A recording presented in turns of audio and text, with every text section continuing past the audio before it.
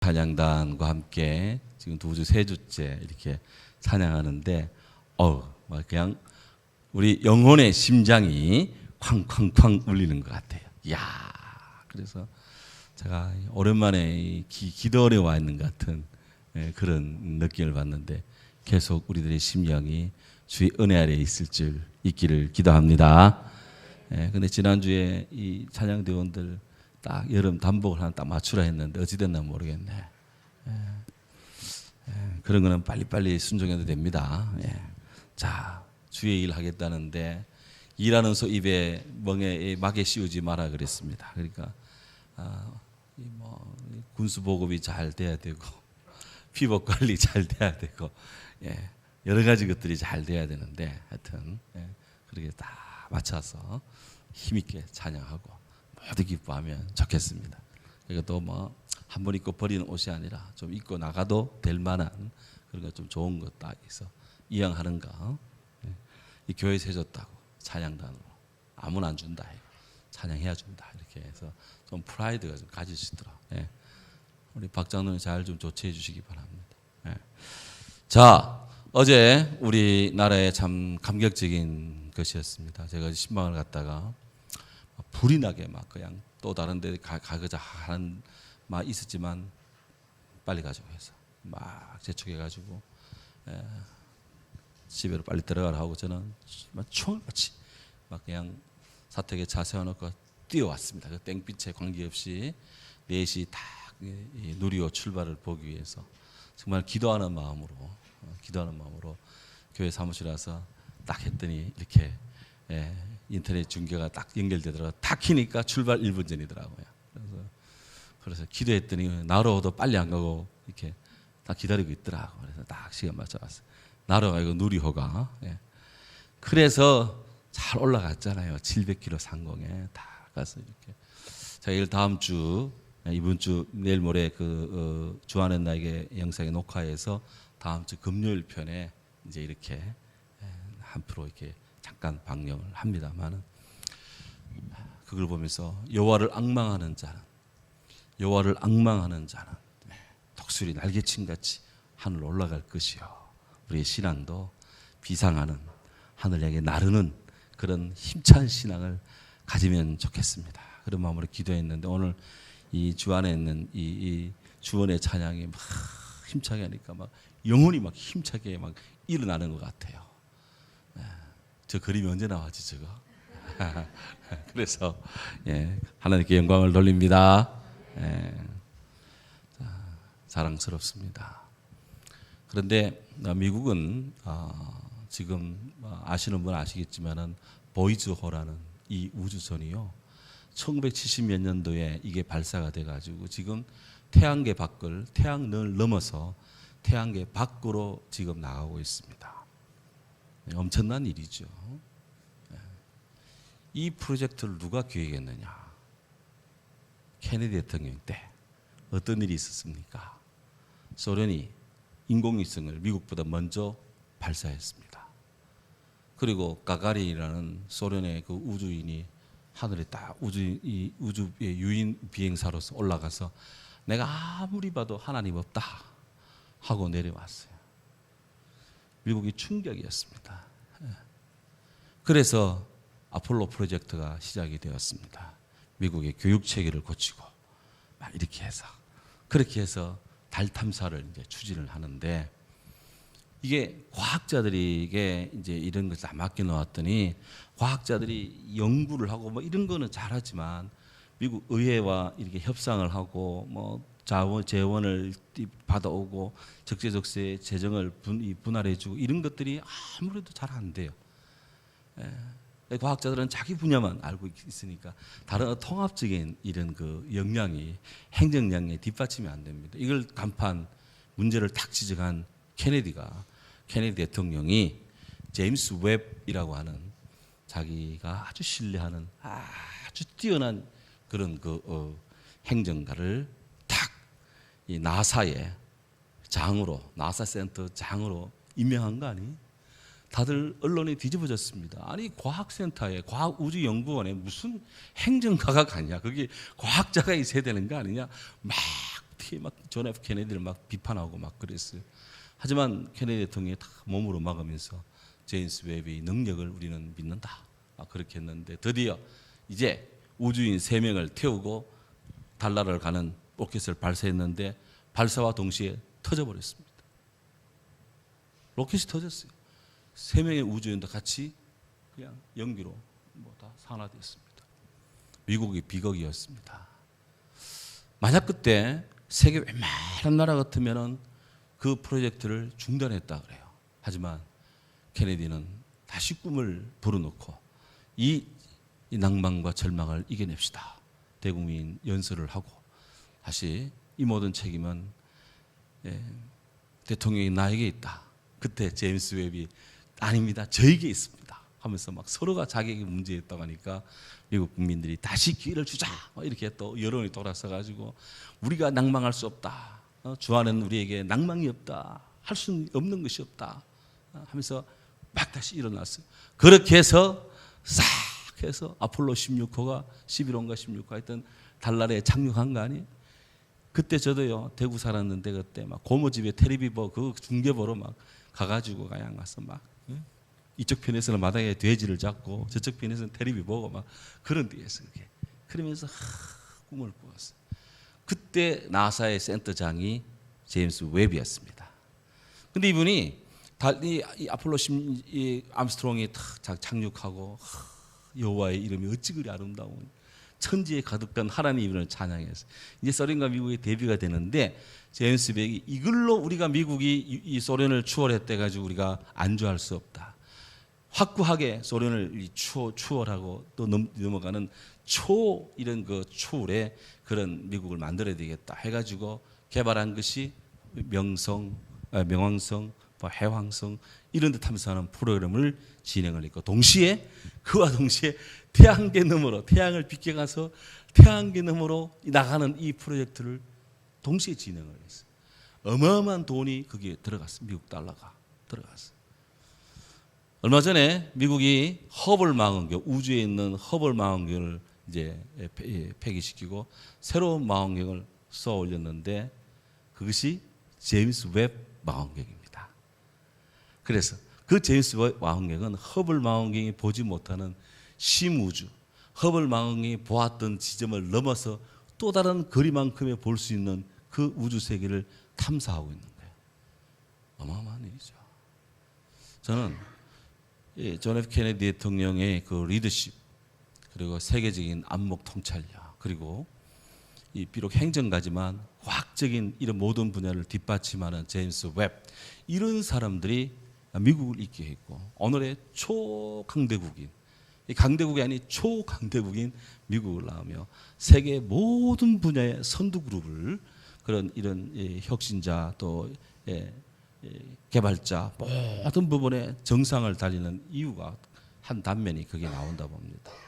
그러면서 우리는 미국에 비하면 많이 늦었지만 그래도 우리 독자 위성을 만들었고 독자 운반체도 만들었고 이렇게 해서 우리가 이 꿈을 가질 수 있다는 것이 얼마나 감사한지 저는 이것이 비단 우리 한국 사람들의 이 프라이드뿐이 아니라 우리 자라나는 우리 어린이들, 학생들, 청년들이 이걸 보면서 할 수 없는 세계를 넘어가는 그런 무한한 꿈과 또 비전을 그리고 가능성을 좋아하는 희망을 다시 꿈꿀 수 있는 그런 이 계기가 되고 또 그런 동력이 되기를 진심으로 기도합니다.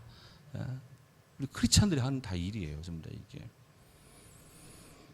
자, 그런 면에서 오늘 하나님께서 요한을 통해 우리에게 들려주는 이 마지막 시대 또 하나님 역사 진행 속에 있는 일들을 우리가 또 봅니다. 요한계시 12장 우리가 이제 시작을 하는데요.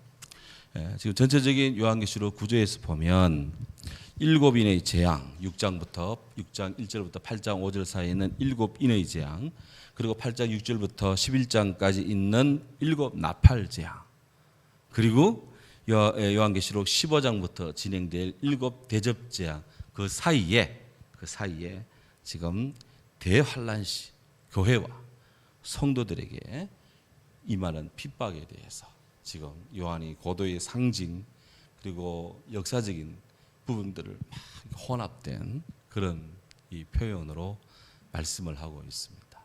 이것이 그것이다라고 구체적으로 이렇게 특정적으로 말을 하지 않는 것은, 상징의 언어를 쓴 것은 이 시대가 로마 시대, 그것도 교회에 대한 핍박이 굉장하던 그런 이 아문이 드리운 시대였다. 여기에 가장 그냥 용으로 비유되고 마귀로 비유되는 그것이 로마의 황제였다는 것이죠. 그런 역사적 정황이 있어요. 그러니 이거를 빙 둘러가지고 상징화된 체계로 말씀을 하는데, 우리들은 이것을 심각하게 우리는 생각하고 우리는 고민하고 연구를 해야 되는데, 놀라운 것은 초대교회 1세기 말에 이 소아시아 7개 교회 성도들은 사도 요한의 글을 읽으면 다 알았다. 무슨 말인지 다 알았다는 거예요. 그러니까 우리는 늘 앞선 세대에 대해서 늘 부족하다는 걸 알고 늘 우리는 지혜로운 마음을 주셔서 주님의 이 세계를 잘 알 수 있도록 우리는 그렇게 해야 될 줄로 압니다. 전체적인 면에서 보면 본문에는 여인으로 대변되는 여인과 그 후손 곧 예수 그리스도를 여인의 후손으로 묘사를 하고요. 이 여인의 후손에 대항하는 강력한 이 붉은 용이 등장을 하면서 이 여인과 그 후손을 막 박해하는 그런 국면으로 이 장이 형성이 되어 있습니다.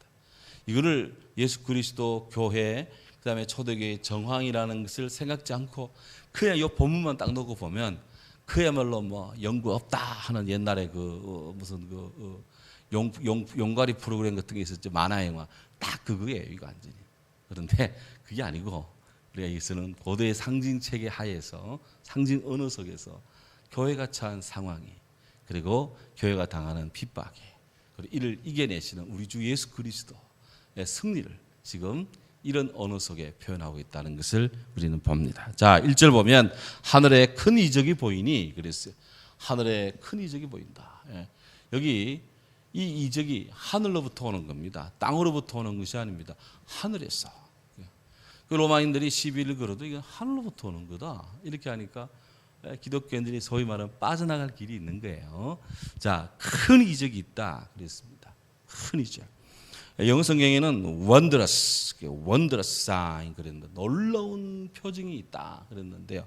그리스에는 세메이온 메가 그랬어요. 우리 메가 처치,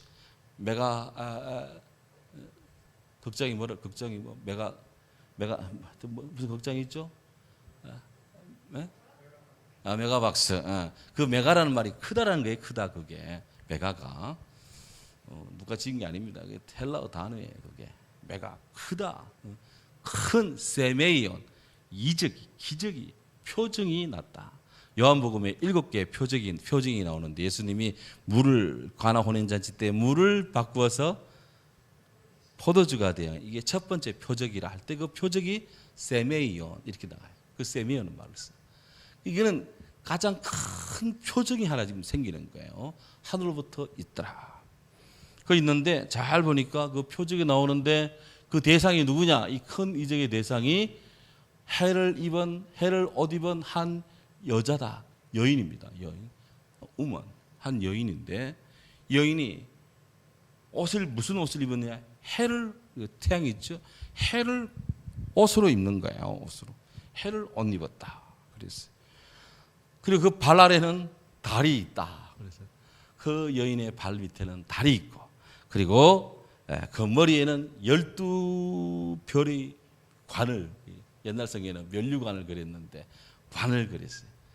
관 그러니까 우리는 자꾸 사람이 돌아가시 장례 치를 때 쓰는 그 관을 자꾸 생각하는데, 그냥 이런 것은 그냥 12면류관이 있고 하면은 훨씬 이해가 쉬운데, 이 개혁개정 번역하신 분들이 좋은 거는 나쁘게 만들고, 나쁜 건 아니지만 좋은 거는 별로로 만들고, 별로는 또 더 별로로 만들고. 그렇다. 성경을 다시 번역해야 되냐? 아닙니다. 그냥 써야 됩니다. 그냥 이렇게. 자, 그래서 머리에는 12별의 면류관을 쓰고 있다 그랬죠. 이게 하늘로부터 보이는 큰 표징입니다. 이와 대비되게 또 다른 표징이 있어요. 또 다른 표징이 있는데, 그 표징은 3절 보십시오. 3절에 보면 여기 나옵니다. 하늘에 또 다른 이적이 보이니, 앞에 보이는 이적 표징과는 다른 또 하나의 표징이 있는데, 앞에 보이는 해를 옷 입은 여인과는 전혀 다른 성질의 그치 않아 뜨는데 그게 뭐냐? 보라, 한 큰 붉은 용이 있어. 용인데 머리가 7, 뿔이 10, 그 머리에 7 왕관이 있더라. 앞에는 이것도 불만이에요. 불만. 앞에 여인을 볼 때는 말이죠. 우리 주님을 뜻하는 이런 쪽에 가서는 관을 쓰고 있다 그러고 뒤에 가서는 이 용을 여인의 대척점에 있는 용을 이야기할 때는 7 왕관이 있더라. 크라운을 표시하니. 도대체 이건 무슨 조합입니까? 신법입니까? 이거는 한국 성서공회가 이거는 좀 각성을 해야 돼. 응용제 어떻게 생각해? 우리 이거 이야기하는 목사 별로 없습니다. 이거 김인희 선 들어봤어요? 못 들어봤지. 교회 와야 듣는 거 이거야 이게. 자 다시 본문 돌아가서 그러니까 이제 두 큰 이적이 나오는데 다 하늘로부터 오는 겁니다. 자 다시 1절 가면 큰 이적이 보이는데 해를 옷 입은 한 여자가 있다. 해를 딱 옷 입었어요. 아마도 해를 덩졌다든지 햇빛이 그게 충분하든지 그런 뜻이겠죠. 그러니까 도대체 이 여자가 누구냐? 발 아래는 달을 디디고 있고 머리에는 12별의 면류관을 썼는데 이 여자가 누구냐? 초대교회 때부터 이제 논란이 되는데 중요한 세 가지 이론이 있습니다. 첫째는 이 여자가 마리아를 의미할 것이다. 마리아. 이거는 초대교회 2세기 교부였던 이그나티우스라는 분이 한 말인데 우리가 거룩한 공교회를 믿사오며 사도신경에 거룩한 공교회라고 고백하잖아요. 그 거룩한 공교회라는 말을 최초로 만들고 사용하신 분이 이그나티우스예요. 이그나티우스에 따르면 이분은 마리아다. 그렇게 이제 이야기를 했어요. 그런데 이것이 마리아라고 완벽하게 볼 수 없는 것이 뒤에 여자가 사탄인 용에 의해서 핍박을 받고 또 그 여자의 자손들이 핍박을 받는 것으로 계속 서술을 되기 때문에 구체적으로 예수님의 어머니 마리아다라고 탁 이렇게 특정하기는 좀 어렵다. 뒤에 본문이 계속해서 예수님께만 박해가 오는 것이 아니라 계속해서 교회까지 박해가 오니까 이거는 좀 아니지 않느냐라는 그런 이제 반대 의견이 있습니다. 두 번째는 이 여인이 유대교 혹은 유대 민족을 뜻할 것이다 라고 말하는 의견이 있어요. 그 의견은 모펫이라는 신약학자가 주장을 한 건데요. 이것은 뒤에 여인이 12별의 면류관을 썼다 하니까 이스라엘에서 12별 하는 것은 12지파 이렇게 해서 유대 지파를 의미하는 것이 아니냐라고 이제 이렇게 해석을 하는데 그렇다면 유대 민족에게 집중적으로 마귀가 그런 시험을 했다는 말이냐 이렇게 딱 놓고 보면 또 그건 아니거든. 유대인에게만 마귀가 공격한 게 아니거든. 또 각각의 민족들에게 이 고통을 주기 때문에 그것도 이 번역이 또 불만스러워요. 세 번째 여기 그러면 이 여인이 누구냐? 그건 아마도 주의 몸된 교회일 것이다. 교회. 이 의견에 많은 신학자들이 동의를 하고 있습니다. 그러니까 여기 해를 입은 한 여인, 발에는 달을 그리고 머리에는 12 절의 면류관을 쓰고 있다. 이것은 아마도 교회일 것이다. 자, 그래서 해를 옷 입었다라고 할 때 이거는 그리스도의 광채, 주님의 빛이 막 해처럼 빛나는 것이죠. 우리 주님이 변화산에 올라갔을 때 그 얼굴이 그냥 막 해처럼 밝게 빛났다 그랬어. 그러니까 그때 우리 얼굴에 예수님 얼굴이 그냥 인상 팍팍 쓴 얼굴입니까? 아주 그냥 만면의 미소가 띄고 막 보기만 봐도 막 그냥 기분이 좋은 스마일링의 예수님일까요? 빛나는 예수님입니다. 아주 그냥 귀하신 예수님이에요. 자, 그래서 그리스도의 영광을 또 빛 대신 주님을 이렇게 이제 드러내고 있고 발 아래는 달이 있다. 그랬어요. 달이 있다. 해와 달은 지구가 있고 창조가 된 이래로 계속해서 있습니다. 그 별이 그 해와 달의 흐름과 움직임은 끝없이 계속된다고 전도서에도 세계 최고의 지혜자 솔로몬께서도 말씀을 했어요. 이거는 영원성을 의미한다. 근데 그 달 위에 발 밑에 달이 있으니까 달 위에 주님 이 뭔가 여인이 있잖아요. 그러니까 달 위에 있으니까 변함없는 일정한 주기로, 태양은 이렇게 윤년을 쳐줘야 되는데 다른 일정한 주기로 돌기 때문에 바뀌었나? 어쨌든 간에 이거 영원한 영원성이다. 그게 뭔가 영원한 분이다. 영원한 분. 영원한 분. 교회가 그렇게 핍박을 받지만 교회가 망했습니까? 아직 안 망했습니다. 앞으로 망할까요? 안 망합니다. 코로나 백날 쳐봐라. 교회가 망하나? 안 망합니다. 패스트 가운데서 살아났고요. 원자폭탄 안에서 살아났습니다. 교회는. 그러니까 교회를 건드리려고 하면 안 돼요. 지혜로운 자들은 잘 마음이 새겨야 돼요. 교회를 망가뜨린 나라치고 다 지금 뭐 나라가 망했고요. 못 살고 최민국이고 최고로 그냥 인권 탄압국이고 그래. 그러나 나라의 국기에 십자가 그리고 있어요. 우리는 교회파다라고 하는 사람들은 다 지금 1등 국가입니다. 1등 국가. 그래도 우리 이 누리하고 올라갈 때 제가 컴퓨터 화면에 손대고 기도했다는 거 아니에요? 잘 올라가라고. 그거 아는지 모르겠어요. 항공우주연구원에서. 그래서 발 아래는 달이 있습니다. 또 그 머리에는 12별의 면류관을 쓰고 있다. 이거는 이스라엘 12지파, 12사도로 묘시되는 주의 왕권, 우리 주님의 왕권을 의미한다. 그래서 참 교회의 위치가 그리스도의 몸된 또 주님의 이 빛을 드러내는 이것이 모든 사람들 마음속에 참으로 놀랍게도 왕지되고요 주군이 됩니다. 희한하게도 참 교회는 늘 낮은 자리에 있습니다. 화려하지도 않습니다.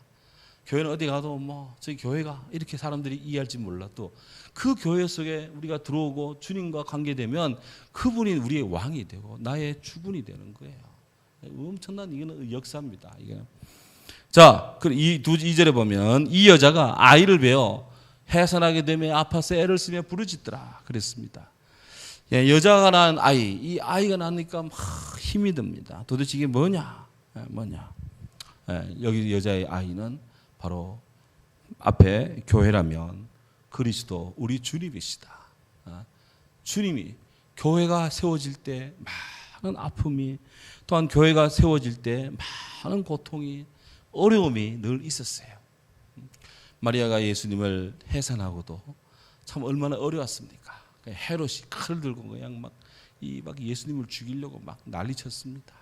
예수님이 막 억지로 천사의 이 도움을 받아 애굽으로 피난도 가야 했습니다. 그만큼 주님이 힘든 고통입니다. 부르짖음이 있습니다. 하지만 이 여인이 또 다른 아이를 낳습니다. 무슨 말일까요?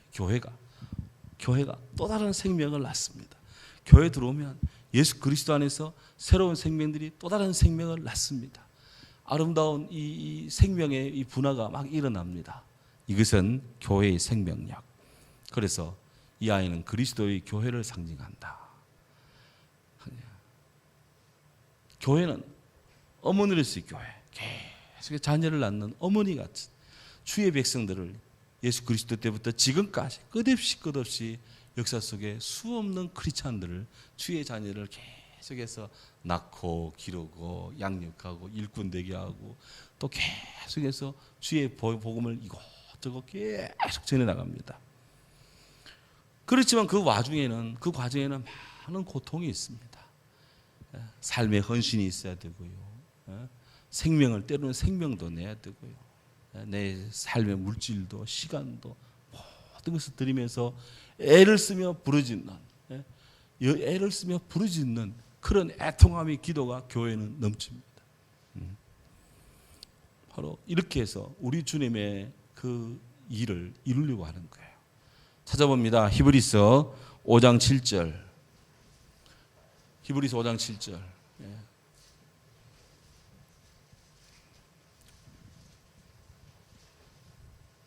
그 뒤에 안 나오나 모르겠네.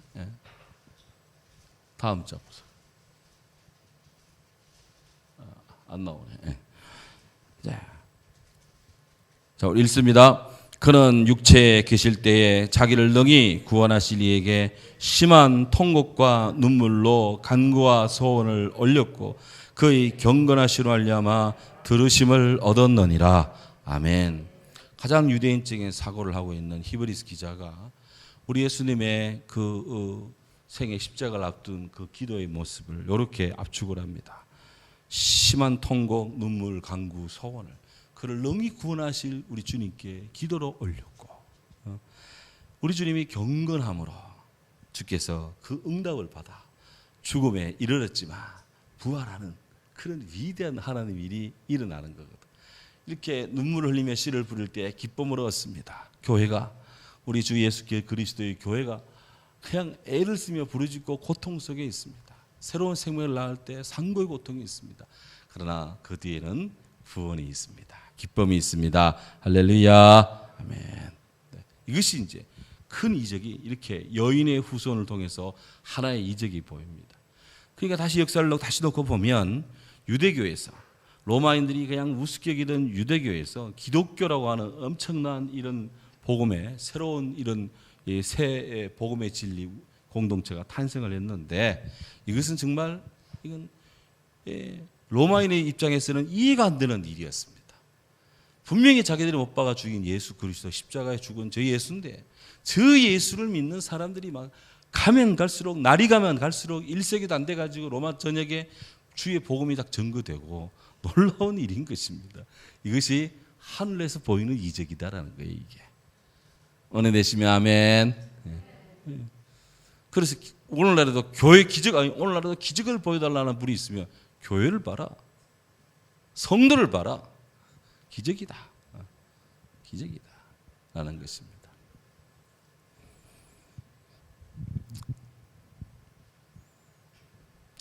그에 반면에 이 주의 이 놀라운 하늘의 이 복음의 기적에 또 반대하는 대척점에서는 또 다른 하나 기적이 나오는데, 이적이 나오는데 이거는 붉은 용입니다. 3절에 보면 3절에 하늘에 또 다른 이적이 보이니 보라, 한 큰 붉은 용이 있어. 용이 커요. 그냥 큰 붉은 용인데 머리가 7입니다. 뿔이 10입니다. 그 여러 머리에 7 왕관이 있더라 그랬어요. 성경에 이 큰 붉은 용은 구약 성경에는 욥기에는 라합이라고 나오고요. 또 욥기의 40장에 가면은 하마라고, 이게 또 큰 아프리카 그 덩치 큰 하마 있죠. 하마라고도 쓰여지는 말인데, 어쨌든 이런 붉은 용이 이렇게 이제 나왔어요. 표현이 됩니다. 그 다음에 이 용의 용 앞에 크다는 이 수식어가 형용사가 붙는데, 이거는 그의 권세가 막강하다, 실질적으로 막강하다는 것을 뜻하고 있어요. 그 색이 붉습니다. 붉습니다. 레드입니다. 레드니까 이거는 지옥의 피의 빛깔입니다. 어떤 분이 아이고 대통령실이 청와대에서 용산으로 갔는데 그 용산 이게 이 드래곤 힐로 갔는데, 야 성경에 이거 붉은 용이 이 역사인가 이가 이렇게 하는데 그건 너무 오산이고 너무 그렇게 갖다 붙이면 안 됩니다. 붙이면 안 되고요. 제가 분명히 아니라 그랬습니다. 여기 붉다는 것은 지옥의 피의 빛깔. 그래서 사탄의 살인하는 성격. 그래서 늘 화가들이 지옥을 그릴 때는 늘 붉은색의 그런 불이나 혹은 막 그 고통스러운 표정으로 막 이렇게 묘사를 합니다. 그 다음에 머리에 이 7개의 머리가 있다 그랬어요. 7은 완전수, 아주 지혜의 수라고 생각하는데, 이 마귀도 말이죠. 하는 짓보면 상당히 이게 똑똑해요.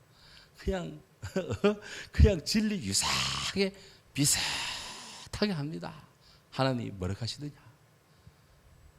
먹으면 죽는다고, 죽을까? 아니다. 죽지 않는다. 그냥 죽는다, 아니다. 라는 걸 교묘하게 섞으면서 하나님은 죽는다 했는데 마귀는 결과적으로 죽지 않는다. 하나님의 동사를 반대해버려요. 이게 마귀입니다. 결국 뒤집어 엎는 게 마귀예요. 너무 뒤집어 엎기를 너무 좋아하지 마시기 바랍니다. 그래서 마귀는 하나님의 용인하에 그가 나름 제한된 권력을 행사하는데요. 그래서 왜? 뿔이 있거든. 뿔이 있습니다. 나름의 힘을 가지고 권세를 가지고 그가 행패를 부리고 하는데, 땅에서는 웬만한 세력들은 이 붉은 용의 세력을 당할 수가 없어. 그 12절 4절 보면 12장 4절 보면 그 꼬리가 하늘의 별 3분의 1을 끌어다가 땅에 던진다. 그래서 강제로 끌어다가 3분의 1을 끌어다가 땅에 던지는데 하늘의 별입니다. 이 하늘의 별이 누구냐 할 때 두 가지 큰 의견이 있습니다. 사탄에게 굴복한 성도들일 경우, 또 하나는 영혼의 추정 세력으로 하나님께 불순종한 타락한 천사일 경우인데 바로 이 타락한 천사의 경우입니다. 사람이 별 되는 경우는 별로 없어요. 별의 순간에 있을지 몰라도 별 되기는 어렵습니다. 그러니까 이게 그야말로 이 마귀가 말이죠. 타락한 천사 3분의 1을 끄집어내다가 그냥 땅에 내 던져버립니다. 막 마음대로 끌어냈다가 집어 던져버리는 이런 얼마나 폭력적이고 폭압적입니까? 하나님 역사는 만들고 이루고 되게 하고 상처받는 자 치유시키고 각종 아픈 사람들 낫게 하시는 그런 보듬어 주는 역사인데 마귀는 집어 던져버리는 것입니다.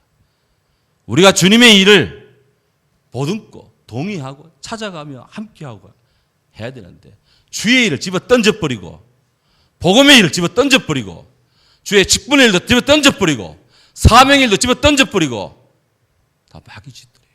다 회개해야 돼요. 전부 다. 여기 있는 사람 말고 한국교회가 나라가 어려울 때 보면 꼭 이런 일들이 많습니다. 이 마귀가 그래요. 그리고 이 마귀가 집어 던져서 뭘 하느냐, 의도가 뭐냐, 이어지는 말씀, 용이 해산하려는 여자 앞에서 그가 해산하면 그 아이를 뭐하고자 삼키고자 했다 그랬어요. 여자가 이제 뭐 아이를 낳는데 그 아이를 낳으면은 그냥 삼켜서 먹어버리려는 거예요. 예. 용이 아이를 삼킨다. 죽음의 칼이 아이를 노리고 있습니다. 여인의 아들이 예수님이 우리 교회로 한다면 교회는 탄생부터 우리 예수님 시작부터 얼마나 어려웠습니까? 헤롯의 칼날에 노출되었습니다. 돌아왔어도 많은 이 복음의 반대자들에게 늘 이렇게 대항을 받습니다. 그리고 종래는 십자가 달려 죽습니다. 군사들이 그것도 못 믿어 무덤을 지킵니다. 그냥 삼키는 것입니다. 죽음이 그를 삼켰습니다. 근데 그걸로 끝입니까? 아닙니다. 5절 그걸 끝이면 성경이 아니죠. 5절 여자가 아들을 낳으니 낳았습니다. 드디어 낳았는데 낳을 때 막 힘이 드는데 딱 낳고 보니까 딱 태어난 아이가 장차 철장으로 만국을 다스릴 권남자라 그랬어요. 철장입니다. 아이언 스캡터. 이게 철로 된 왕의 홀입니다. 왕권을 딱 쥐고 철로 된 왕권입니다. 철로 된 왕권을 딱 쥔 이 아이가 딱 등장을 합니다. 해서 그 아이가 만국을 다스린다. 그랬어요. 이 모티프가 어디서 왔느냐? 시편 2편 2절 시편 2편 7절 9절에서 이 말씀이 그대로 따왔는데요. 결국은 여인의 아들이 온 세상을 궁극적으로 다스린다. 영혼 삼키려고 했는데 삼킬 뻔한 그 아이가 온 세상을 다스린다. 이게 다가 아닙니다. 그 뒤에 이어지는 말씀, 그 아이를 하나님과 그 앞 보좌 앞으로 어떻게 하더라? 올려가더라. 올려가더라. 올라가는 거 성천입니다. 성천. 그리스도의 성천.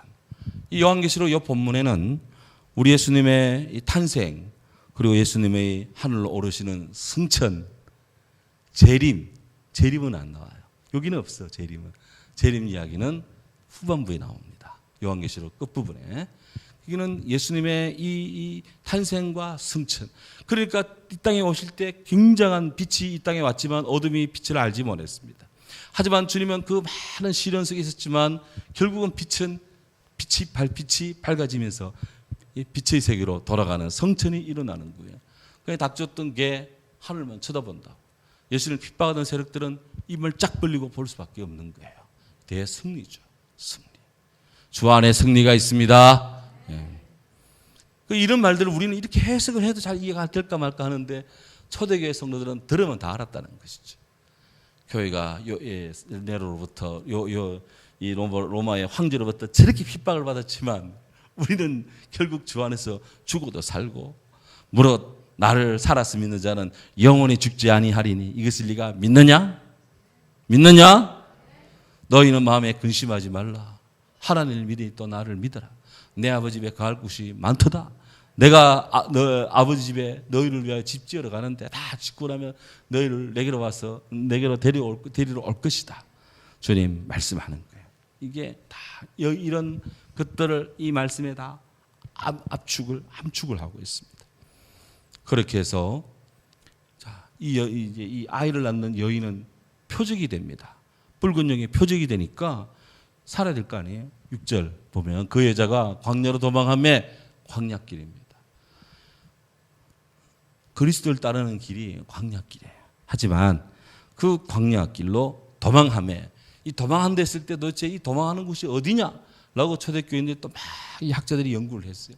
여러 이론이 있는데 뭐 이 도망한 것이 로마의 티투 장군이 예루살렘을 공격하던 그때 그 AD 70년 그 무렵 그걸 알고 4년 전에 AD 66년에 많은 기독교인들이 펠라라는 지역으로 탈출을 했어요.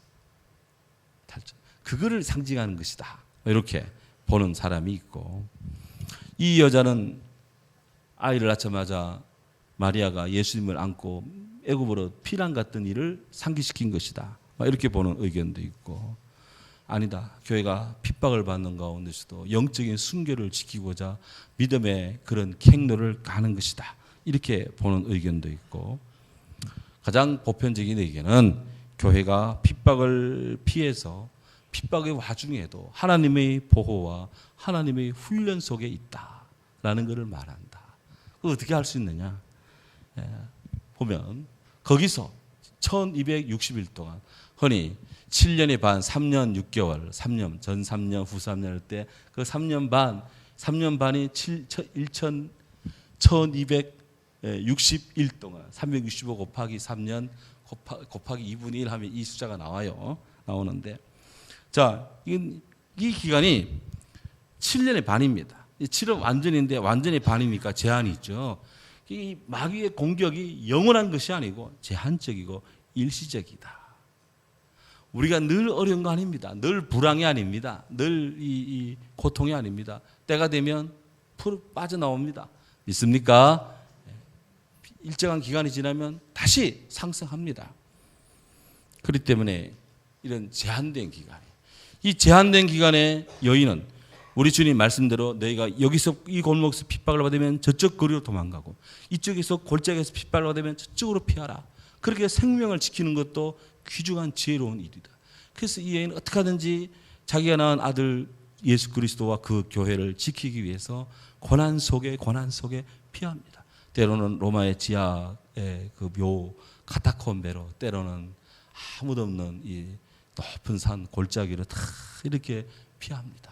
그래서 고난의 기간을 지나갑니다. 그 고난의 기간을 지나갈 때 우리 주님께서 하나님의 예비한 곳이 있더라 그랬어요. 하나님의 예비한 곳이 있더라. 고난 속에 주의 보호가 있습니다. 고난 속에 주님의 돌봄이 있습니다. 당신이 택한 백성 주님이 버리지 않습니다. 이게 성경의 이야기. 이게 요한계시록이 붉은 용이 왔다 갔다 하고 불이 어떡하니까 우린 거기에 막 그냥 집중이 돼가지고 이 마귀들이 그냥 대단하는데 그 속에 보호하시는 하나님의 손길을 봐야 돼요. 이를 통할하시는 주의 섭리를 봐야 됩니다. 구원의 하나님을 바라봐야 됩니다. 우리와 함께 하시는 주님을 봐야 됩니다. 주의 백성을 돌보시는 주님을 보아야 됩니다. 함께 붙들고 이 말씀 붙들고 우리 같이 기도하러 갑니다. 교회가 부흥할수록 또 다른 쪽에는 붉은 용이 늘 득세해요. 항상 그랬습니다. 항상 한쪽이 부흥하려고 그러면 한쪽엔 찌부러지는 경우가 있어요. 그러니 우리가 늘 주님 품에 있고, 늘 주님 곁에 있고, 늘 주님 사이드에 있고, 늘 주님께 붙어 있는 그런 좋은 가지가 되도록 우리 심령 컨트롤을 잘 해야 됩니다. 좋은 밭을 계속 유지하고 주의 교회가 은혜 충만한 놀라운 성령의 도가니가 되고 주의 몸된 만민의 기도하는 집이 될 수 있도록 함께 더불어 기도하겠습니다. 할렐루야. 사랑의 주님, 은혜와 사랑에 감사합니다.